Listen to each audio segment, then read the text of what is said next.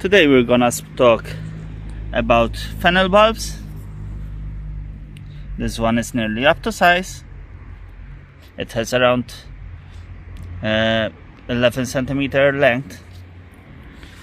We have also another one which is still young, and these are usually planted as a plant here around just before the rainy season, so they will have enough rain to accumulate and they will absorb it all. The fronds can be also used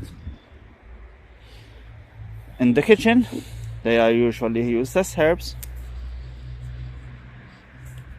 They have a slight smell of fennel, which isn't overpowering, which is usually good for risottos, etc.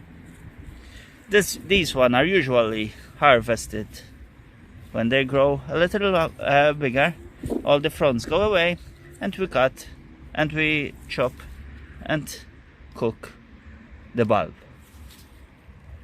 If you want to keep some seed from one year or another, you just leave one to keep on growing till it forms the seeds. The flower heads first, obviously, and then the seeds on top. These are great for drought and temperate regions where the heat is very strong.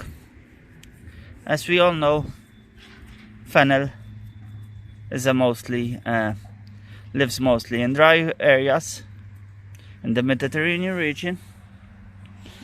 So if you have a cold area, it's best to grow them in a glass house. From seeds, they can be grown easily. Here we have one from seed. You just have to make a small furrow and space the seeds around 20 centimeters of a distance. If they come too closer, you just need to get it out of the soil and space it out a bit more. Okay. These plants are they are one of the easiest. They don't get attacked from insects at all. They are resistant to fungi, and so you just plant them and let them grow on their own. Hope you enjoyed the video, and please subscribe.